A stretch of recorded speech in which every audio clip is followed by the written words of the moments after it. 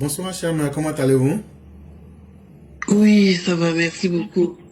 Éclaireur, vous savez, la question de la justice, de ce gouvernement, nous, à notre niveau, ça fait quoi, 5 ans quand même qu'on en parle. Et hier, la réflexion que vous avez faite à ce propos, ça m'a amené à me donner une conclusion comme quoi, franchement, pour rester dans le réalisme, pour rester dans le réalisme, pour avoir l'unité de la Côte d'Ivoire un jour, ça passe indéniablement par voilà le pire quoi. Parce que je ne vois pas comment les Ivoiriens, après tout ce temps de tous ces mandats de gouvernance du président Alassane Ouattara, qui, selon moi, ce côté de la justice était la chose la plus facile à régler, qu'il n'a pas pu le faire. Et après lui, vous imaginez, faut vraiment imaginer le chaos. Et ça, se le cacher, franchement, ne pas le dire, c'est pas faire preuve de bonne foi. En tout cas, moi, je suis plus optimiste là-dessus. Pour moi, c'est bouclé. Il y a pas d'autre moyen. Et il n'y a pas d'autre façon d'y arriver. Ce n'est vraiment passer par un affrontement, quoi. Désolé de le dire, mais bon, c'est ça mon réalisme. Donc, éclaireur. Sinon, moi, je voulais vous faire quand même un coup de gueule et pour dire que je suis déçu quand même de vous. Je suis déçu de vous avoir entendu soutenir le président américain dans son désir d'occuper le Greenland, voulant en faire apparemment il veut en faire le 51e État des États-Unis. Et pour mettre, je lui ai dit, sa menace à exécution avec des prétextes aussi honteux aussi honteux que fallacieux, hein, pour dire que voilà, il y a des menaces russo-chinoises et tout ça. Et moi, je dis, ce monsieur, c'est un capricieux. Franchement, c'est des caprices qu'il fait. Et parce qu'il aurait aussi des armes puissantes, je parle de l'Amérique bien sûr, il peut alors se permettre de faire tout ce qu'il veut. Ça peut pas, ça marche pas comme ça. Si tel est qu'il est si fort, comme il le prétend, il se le clame, je pense qu'il a aussi les cartes géographiques de ces pays-là qui le menacent, je veux dire ces dirigeants-là qui le menacent, alors qu'il aille les attaquer directement pour se faire valoir d'eux en fait. Mais que ça ne se passe pas sur le Greenland. Il sait où les trouver et il sait, voilà, s'il en a la capacité, qu'il aille les combattre là-bas et non sur une place où voilà, personne ne lui a rien demandé. Il faut qu'il arrête. Je pense que ce type, il est inconscient et il est du genre, enfin, il est dans l'esprit de renverser tout l'ordre des choses en fait. Et en tout cas, pour moi, en tout cas, il est, enfin, pour moi et pour tous les Européens, bien sûr, il est hors de question de laisser une telle stupidité se faire. Cet homme, il est inconscient.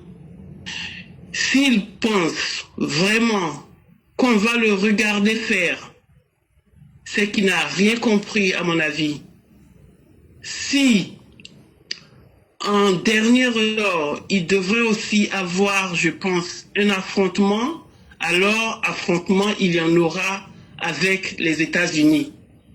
Europe contre États-Unis, ça va se faire, parce que ça, ce n'est pas un jeu d'enfant. Mais à le voir se comporter, c'est un peu comme s'il jouait à l'enfant. Je dis quelle stupide, s'il a pensé que l'Europe, c'est, euh, l'Europe, c'est un peu comme ces pays latinos d'Amérique, du Sud qu'ils ont souvent l'habitude d'invader facilement. Encore moins le Venezuela qui vient de, voilà, à qui vient de faire le coup d'enlever le président dernièrement. Apparemment, d'ailleurs même c'est en train de lui devenir comme un caillou dans le soulier, d'après ce qu'on a, enfin d'après les dernières retombées. À vrai dire, pour démontrer réellement que ce président était incapable, il faut aller chercher ce qu'il a créé. À mon avis, nada, rien du tout. Si ce n'est que rabaisser les gens comme un inculte et démontrer la terreur du fait que les États-Unis auraient, comment on appelle ça, du fait que les États-Unis sont une puissance. C'est indéniable, c'est clair.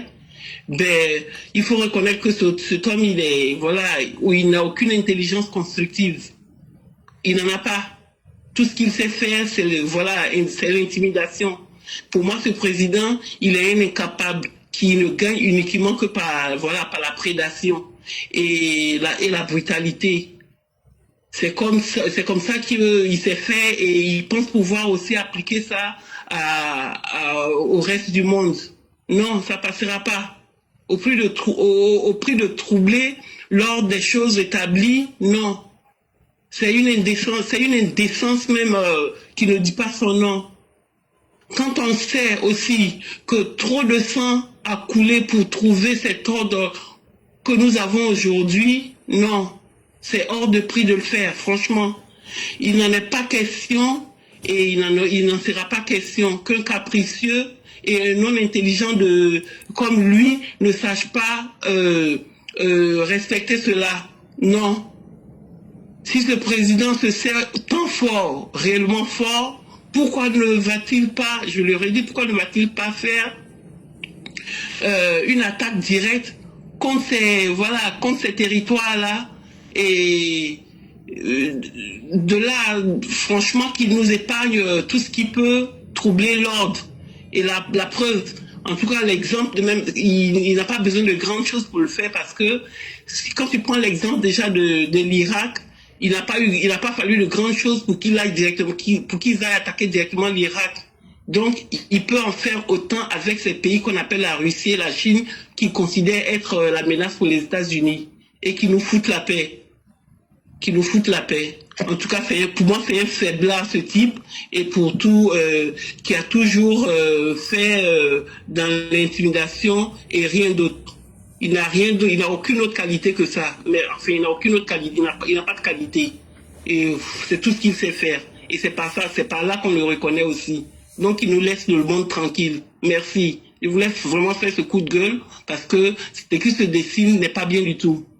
À partir d'un type, un faiblard en plus. Merci. Merci beaucoup, cher maire. Et j'ai apprécié votre sincérité parce que nous sommes des intellectuels et c'est là la différence entre nous et les autres plateformes qui sont là pour essayer d'accompagner les événements. Et moi, j'aime le courage dans les idées et je vous remercie de ne pas être sur la même longueur d'onde que moi.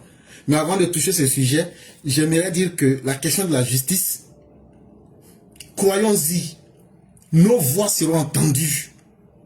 Comme de la manière, le 28 août 1963, quand Martin Luther King disait qu'il avait un rêve et que plus tard après lui, ce rêve va se réaliser, des gens retiendront qu'il y a des gens qui se sont battus avec les moyens qu'ils avaient. Autant vous n'allez pas abandonner votre projet sur la réforme des rentes viagères, autant moi, je vais aussi continuer avec cette question de justice. Même si personne ne m'entendait, je vais enregistrer puis balancer. Mais je suis sûr que ce combat-là, quand il y aura des gens qui seront encore plus aptes, ils sauront qu'il y a des gens qui avaient déjà cette vision et qui croyaient en ce combat de la justice. Maintenant, ce que vous dites sur le président américain Trump, cher, ce que vous avez dit est très bien et je respecte votre logique, mais j'aimerais vous dire que c'est nous, les Américains, qui vous protégeons. J'aurais bien voulu valider ce que vous dites si seulement vous n'aviez plus besoin de l'OTAN. Parce que de là aujourd'hui où on est en train de se parler, l'Europe tout entière s'est mise à genoux pour que l'Amérique les protège. Donc ce que vous dites n'est pas un fait nouveau. L'Europe même a accepté de donner sa force aux États-Unis. Et donc à partir du moment où tu acceptes de devenir, de te soumettre à l'autre, mais qu'est-ce que tu veux qu'il ne fasse plus? Moi, je présente le monde, quand on me demande il y a combien de continents, moi je présente le monde tel qu'il est. Combien de personnes savaient que le Greenland, qu'on appelle en français Groenland, existait? C'était une question sans importance. Mais le monde tel qu'il est-ce qu'il faut être surpris? C'est là que moi je dis non. Parce que vous aimiez ou que vous n'aimiez pas, que moi j'aime ou que j'aime pas, vous, votre avis, tout comme le mien, ça ne change rien.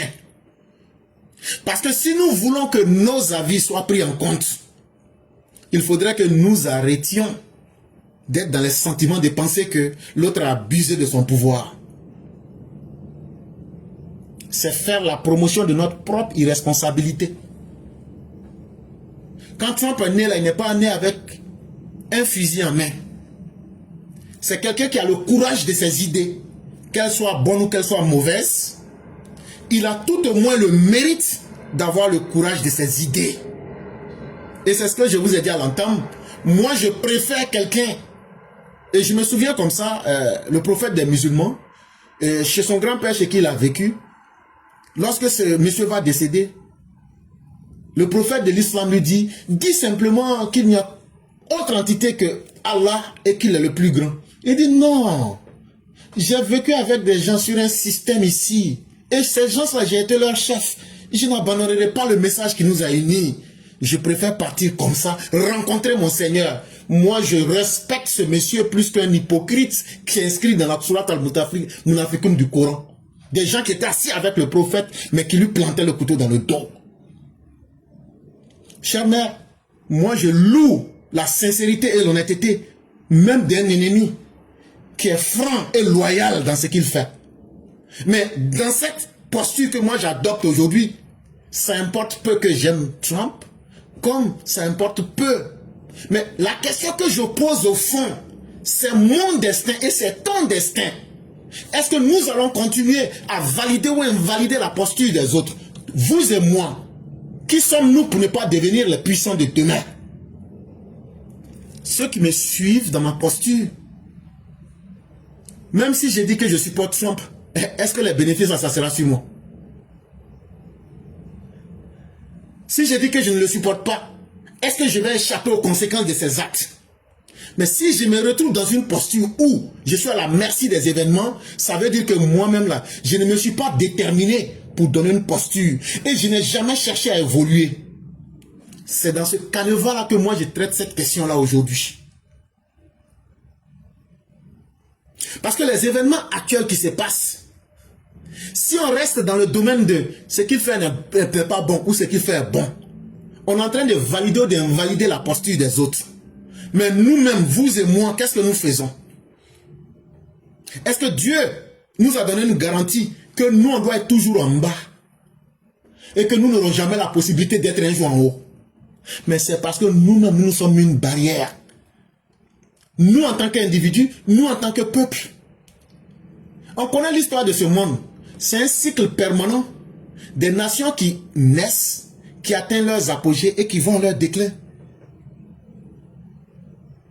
Est-ce que nous travaillons en tant que peuple pour aller dans ce sens-là, pour être parmi les puissants? Si on n'est pas parmi les puissants d'aujourd'hui, est-ce que nous nous mettons sur la voie de travailler pour être parmi les puissants dans 50 ans, dans 100 ans, dans 200 ans? Donc, quand tu constates que tu n'as même pas encore pris, tu t'es pas encore déterminé, tu t'es pas encore engagé, mais tu seras toujours là pour subir. Que ce soit la Russie, ce que la Russie a fait en Ukraine n'est pas acceptable. Elle allait aujourd'hui et elle s'est imposée à redéfinir les frontières physiques. Ça n'a pas choqué.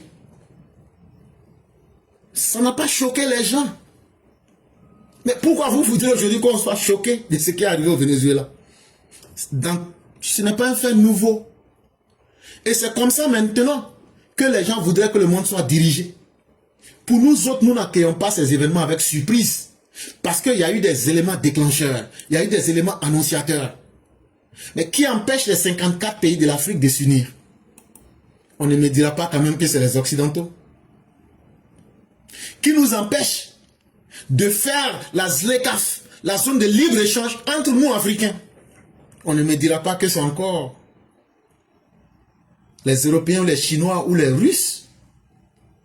Qui nous empêche d'avoir l'intelligence minimale d'arrêter de nous entretuer entre nous en Afrique. Ce n'est pas encore le marchand d'armes qui va avoir un coup de froid pour dire non, je ne vendrai plus mes armes. C'est aussi ces questions-là que nous devrons être capables de nous poser et de nous donner la valeur qu'il faut. Ce n'est pas les autres qui viendront nous unir. Et donc quand moi je regarde tout ça, quand un peuple, je parle de 54 pays de l'Afrique, quand un peuple est incapable de s'attendre sur le minimum, quand un peuple est incapable de protéger ses propres populations, quand un continent vole ses ressources à travers ses dirigeants pour les placer sur les autres continents, c'est justement qu'on les a rendus puissants. Et par notre incapacité aujourd'hui, tout ce qui nous arrive, ce n'est pas quelqu'un qu'il faut blâmer. C'est pourquoi nous sommes devenus des spectateurs de ce monde, chère mère. Voilà comment moi j'entrevois ces événements-là. Et en tout cas, chacun doit plaider pour sa cause. Et moi j'ai dit que si nous devrons chercher demain à exister, il faudrait que nous soyons parmi les plus forts. Parce que je le rappelle, c'est vous les Européens qui êtes en train de décider s'il ne faut pas recoloniser même l'Afrique. Ces réunions se sont déjà tenues en Europe. En 2025, ces réunions se sont tenues. Et donc, si quelqu'un prend la cohérence sur elle de faire ce que tout le monde a envie de faire, ne nous plaignons pas que quelqu'un nous a dévancés. C'est parce que Trump a été un peu plus courageux qu'il est passé à l'acte. Sinon, c'est ce que tout le monde a envie de faire. Donc, cher maître, je ne sais pas si peut-être ce que j'ai dit, si peut-être vous avez encore du répondant, on pourrait continuer. Mais c'est intéressant pour que les gens puissent comprendre quand même. Donc, je vous retourne la parole. Oui, merci éclaireur. Sauf qu'il y a un point que j'ai omis de mentionner. Celui, en fait, moi je ne suis pas contre l'évasion du Venezuela, pas du tout. D'ailleurs, j'aurais souhaité que les États-Unis de leur position soient un réel gendarme du monde. Là où il y a des injustices qui sont faites par des dirigeants, comme il y en a plein en Afrique et en Amérique du Sud, que les États-Unis d'Amérique aillent intervenir de façon saine pour rétablir l'ordre humanitaire. Ça, je suis plus que d'accord. En fait, moi, je conçois très bien ce qui s'est passé au Venezuela. Si j'ai mentionné le Venezuela comme étant un caillou qui devient une pierre, un caillou qui devient qui devient gênant dans le soulier, c'est par rapport au fait que je vois en ce type même un brouillon du fait que aujourd'hui le pétrole que après avoir capturé le président vénézuélien, le pétrole qu'il convoite se trouve être un produit pas clean et qui demande énormément d'investissements d'infrastructures pour l'exploitation de celui-ci. Donc, à cela, je me dis, mais comment peut-il avoir fait cette erreur de n'avoir pas vu cet aspect avant d'aller faire ce qu'il a fait? Sinon, pour la libération du peuple vénézuélien, il n'y a pas mieux que ce que Trump a fait. Et il pourrait même l'étendre encore et encore, j'en serais satisfaite. Mais que vient chercher le Greenland dans cette histoire? Okay. C'est là où je me dis, mais attends, Pour qui se prend-il? Merci. Cher mère, il y a la raison officielle de tout ce que vous voyez. Vous voyez aujourd'hui, la Chine devient une puissance incontrôlable. La Chine, là, le premier pays qui profite du désordre international s'appelle la Chine. Et durant l'une de mes analyses, j'ai analysé, mais peut-être que les gens n'ont pas suivi. J'ai dit que la guerre qui s'est passée en Ukraine arrange beaucoup la Chine parce que deux puissances sont en train de s'affaiblir. Parce que la guerre, ça coûte cher. Et c'est la Chine qui profite pour se faire des nouveaux terrains et des nouveaux territoires à travers le commerce et la négociation. Et le temps qu'on va se réveiller, la Chine aura tout pris. La question que vous posez, le pétrole vénézuélien, quand bien même qu'il soit de mauvaise qualité, les États-Unis ont bel et bien la technologie pour améliorer ce pétrole-là à 70%. Ils ont déjà la technologie. Ça ne pose même pas un problème. Et même, je peux vous dire qu'ils nous ont donné 3 millions de barils de pétrole gratuitement aujourd'hui. Ce qui est quand même une chose aussi bonne, selon que vous vous trouviez là où vous êtes. Et donc là, on dit dans quelque chose, il y a toujours quelque chose. Là, je vais parler peut-être dans un français un peu trivial. Ce n'est pas le pays vénézuélien là qui est important. Ce n'est pas ce qu'on raconte dans les médias là qui est important. C'est une guerre contre la Chine qu'on est en train de mener actuellement. Et toutes les routes maritimes là, 80% des marchandises passent par la mer. Et le président Trump se dit, si nous arrivons à occuper tous les détroits et toutes les zones maritimes stratégiques, ce sont les États-Unis qui vont contrôler l'accès des marchandises aux différents continents. C'est cette guerre qui est en train d'être menée. Et le Greenland est très bien situé. Quand vous remarquez très bien et que vous prenez par exemple une carte, si vous regardez la position de Greenland ou bien du Groenland si vous voulez, vous allez voir que c'est situé au milieu des continents. Entre l'Europe, l'Amérique qui se retrouve à l'ouest, l'Europe qui est de ce côté, puis c'est au milieu. Si tu occupes cette partie-là, tu occupes une bonne partie stratégique. Mais il ne faut pas oublier aussi que les glaciers sont en train de fondre. Et donc, par anticipation, il faut déjà occuper ces nouveaux terrains, ces nouvelles routes maritimes. C'est une guerre par anticipation. Il n'y a aucune guerre qui est juste dans l'absolu. Mais ce n'est pas parce qu'une guerre n'est pas juste qu'on ne trouvera pas de combattants pour mener la guerre. Trump ne fait que faire ce que tout le monde aurait fait. Si M. Trump ne le fait pas, c'est la Chine qui le ferait. Maintenant, la question que nous autres nous posons, quand nous regardons les Chinois, comment ils maltraitent les Ouïghours, on ne leur permet pas de choisir leur religion. Quand on regarde comment les Chinois ont massacré les gens du Tibet, quand on regarde comment les Chinois, déjà en petits groupes, traitent nos frères en Afrique, la question que nous autres nous posons par projection, est-ce que la gestion de ce monde, si on la remet aux Chinois, est-ce qu'elle sera meilleure que ce que aujourd'hui nous voyons avec le système occidental? Moi en tout cas, pour ce que je vois, comment les Chinois traitent les gens, je préfère la domination occidentale, puisque je suis encore faible, que la domination chinoise. Si ce n'est pas les Chinois, est-ce qu'on préférerait laisser Vladimir Poutine installer un chaos progressif à travers le monde pour changer toutes les règles du monde et demain on se retrouve dans un monde où c'est la loi du plus violent, où c'est le désordre qui va régner? Je dis non. Je préfère encore quelqu'un qui s'assume au nom d'une certaine légitimité. Même s'il en abuse, je préfère que cette personne utilise cet abus pour que le modèle qui marche déjà, ce modèle-là puisse continuer. Parce qu'imaginez-vous, des Africains sont en train de combattre pour la Russie, mais on les traite de sales nègres et on les met en pâture comme la chair à canon. Allez lire la presse russe aujourd'hui. Et donc pour toute personne, quand tu imagines le monde entre les mains des Chinois ou bien entre les mains des Russes, moi je préfère que les Occidentaux, pour le modèle qu'ils ont fait, eux-mêmes ils ont suffisamment appris de leurs erreurs aussi, les Occidentaux. Parce que le monde là, que tu le veuilles ou pas, Il y a des modèles qui ne peuvent plus marcher. Ça ne veut pas dire que le monde sera parfait. Mais les Occidentaux, eux-mêmes, ils ont compris à un certain niveau qu'il y a des choses qu'on pouvait faire hier ou bien il y a des années passées. Aujourd'hui, si tu répètes ces mêmes modèles-là, tu ne ferais qu'affaiblir ta position dans le monde.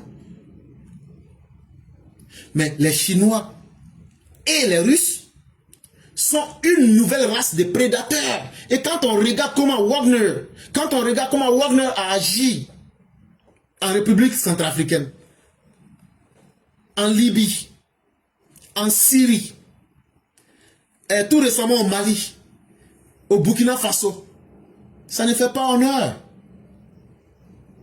Quand on regarde les Chinois,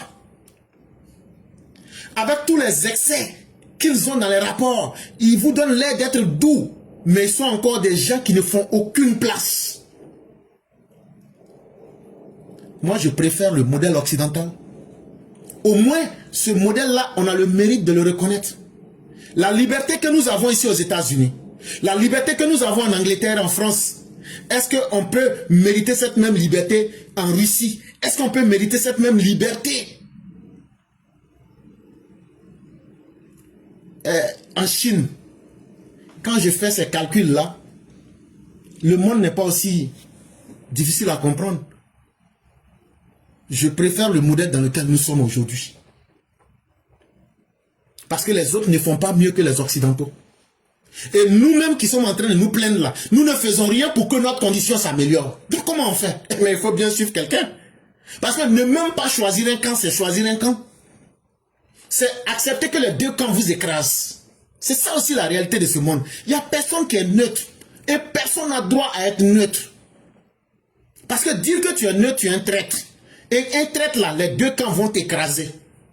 Donc mieux vaut choisir un camp. Sinon, nous tous on est sortis, nous on est en dehors de nos pays aujourd'hui. Pourquoi on ne va pas en Russie ou en Chine? On sait ce qui est là-bas. L'Occident n'est pas parfait, mais c'est un modèle qui est largement mieux que les autres. C'est cela que moi je défends. Un président aux États-Unis, c'est 4 ans. Tout ça, ça peut finir. Mais on doit toujours continuer à vivre. Et donc voilà un peu ma pensée, chère mère. Je ne sais pas si vous avez quelque chose à ajouter.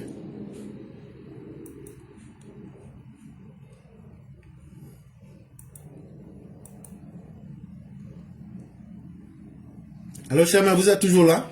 Brièvement, c'est dit effectivement, nous avons la protection de l'Occident. Hein. Nous sommes du même côté. Là-dessus, nous sommes ensemble, éclaireurs. Sauf que je me dis, le temps...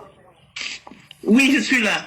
J'ai dit, nous avons la protection de l'Occident, nous sommes du même côté, il n'y a pas de problème là-dessus, mais sauf que je me dis, l'OTAN et les États-Unis d'Amérique devraient être avec l'Europe. C'est à l'Europe en fait de régler, enfin de protéger cette Groenland et non ni la Russie ni la Chine. Et bon, les États-Unis d'Amérique, certainement avec l'OTAN, sont avec l'Europe. Donc, où est le problème en fait à vouloir annexer le Groenland? C'est là, c'est tout mon problème en fait. Oui, et il le fait avec un tel mépris que voilà, on ne peut pas rester sans rien dire en fait. Merci beaucoup. Oui, mais cher, c'est ce que le président Trump vous dit, que c'est les Américains qui financent l'OTAN à plus de 70%. Et il a demandé aux membres de l'OTAN de contribuer. C'est parce que l'Europe est incapable de se montrer efficace qu'il est obligé de venir jouer leur rôle à leur place.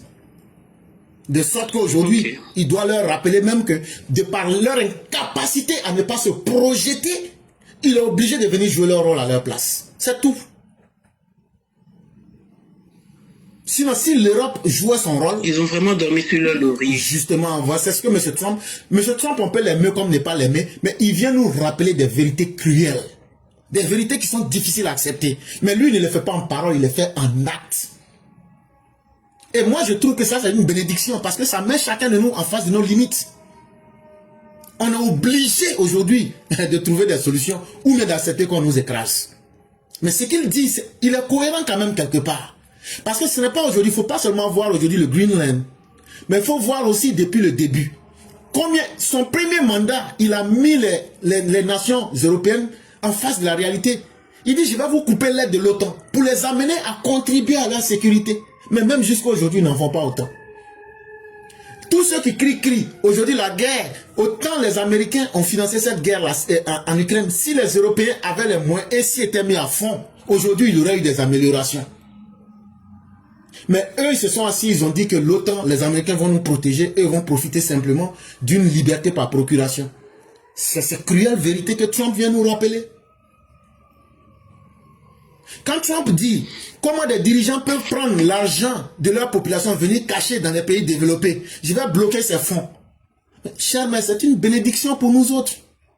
Parce qu'on dit, si aujourd'hui quelqu'un, tu peux l'aimer ou ne pas l'aimer, mais il dit les fonds volés là, si vous les amenez chez nous, on prend. Et on ne vous donne plus. Ça va décourager la corruption et le vol des deniers publics de l'Afrique.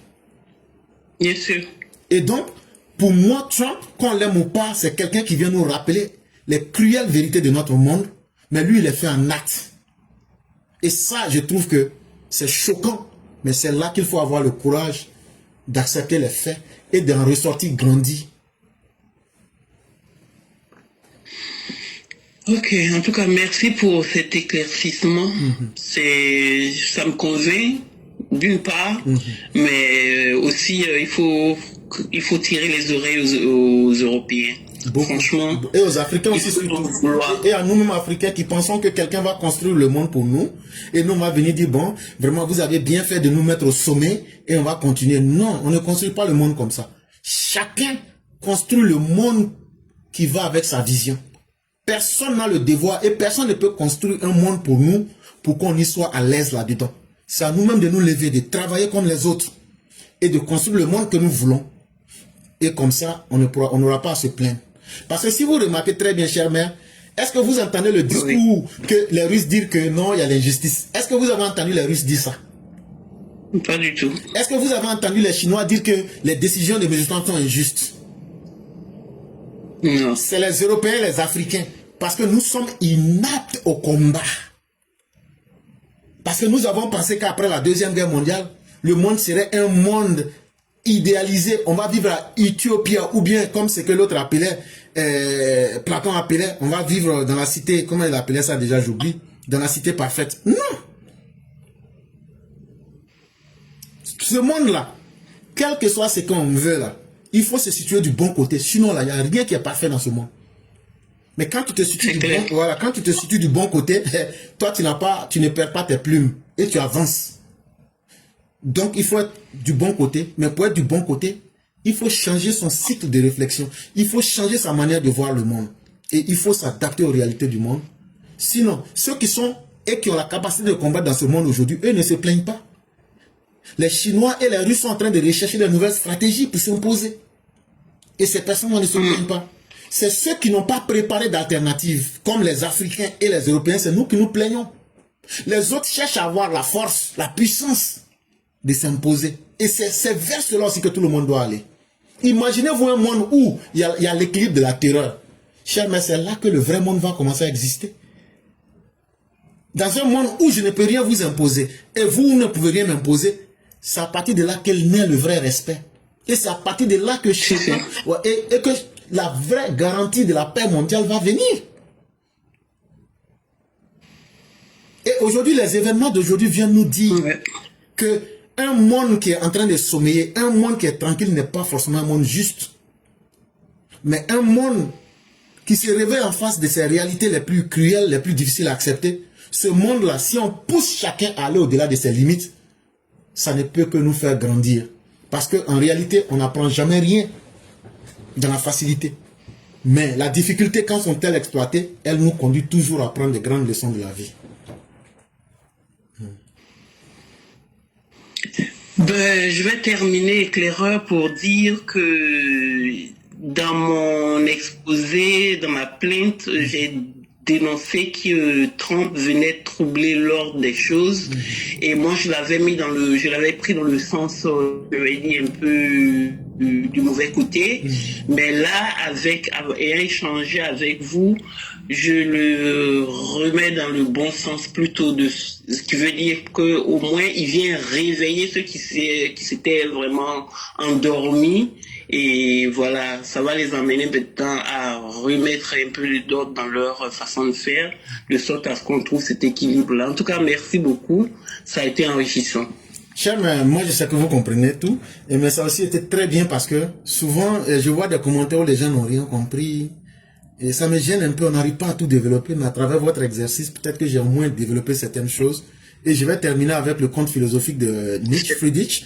L'expression « ce qui ne te tue pas te rend plus fort » vient en fait d'un conte philosophique. Et voilà un voyageur qui voyageait, et il arrivait à un moment où il était fatigué. Il va sous un arbre, il se couche, il dort. Et quand il dort, il y a un serpent qui descend de l'arbre tranquillement, qui vient le piquer. Et dans son sommeil, la douleur du venin le réveille. Et quand il est réveillé, le serpent était là, il le regardait. Et quand il s'est réveillé, lui aussi, ses yeux ont rencontré les yeux du serpent. Et le serpent qui attendait que le monsieur puisse commencer à donner des langages de pitié. Pourquoi tu m'as mordu? Maintenant je vais finir. Pour se délecter de la misère du monsieur. Le monsieur se réveille et regarde le serpent. Il dit, mais je suis très heureux que ce soit une bénédiction. Parce que quelqu'un qui mérite ton venin est un homme d'une grandeur d'âme. Et aussi aujourd'hui devrait être mon dernier jour. Et que c'est par ce venin que je devais mourir. Je prends ton venin comme une bénédiction. Et le serpent lui dit, mais toi tu es différent des autres. Parce que j'ai vu des milliers d'hommes et de femmes ici étaler leur misère avant de mourir ici. Mais ils n'ont jamais tenu ce langage. Mais toi tu dis que la difficulté dans laquelle je te mets, toi tu prends ça comme une bénédiction. En réalité, tu vois les feuilles de l'arbre, c'est ça le médicament. Toi il faut partir, tu mérites la vie. C'est ce que Friedrich Nietzsche appelle le supra-humain. C'est ce qu'il appelait le surhumain. C'est ce qu'il appelait le méta-humain. C'est le même mot. Ça veut dire l'homme qui a pu se surpasser. Quand tu arrives à te surpasser dans ta douleur, tu deviens forcément un homme grand. Et ça ne se fait jamais dans la facilité. Allez demander à une mère qui accouche. Là, pourtant, à la seconde, quand elle voit l'enfant, elle oublie sa douleur. C'est comme ça que l'homme qui a tué Dieu doit naître pour devenir le supra-humain, le méta-humain. Ça ne veut pas dire que c'est l'homme. Ça ne veut pas dire que c'est l'homme qui a vaincu l'immortalité. Non. C'est l'homme qui a pu transcender les difficultés pour sortir et dire « Je suis encore là. Et vous devez compter avec moi. » C'est tout. Ouais. C'est fort. Sinon, ne comptez pas sur nous-mêmes. Voilà. Comptons sur nous-mêmes. C'est sûr. Et c'est important. Franchement, tu as ça, tu as tout, quoi. Franchement, merci beaucoup, éclaireur. Merci, ça a été un très bel exercice. J'ai vraiment aimé aussi cet exercice. Ça va peut-être permettre à certains de bien comprendre. Et c'est vous que nous remercions, chère mère. Je vous en prie. Bonne suite d'émission. Et puis voilà. Merci infiniment.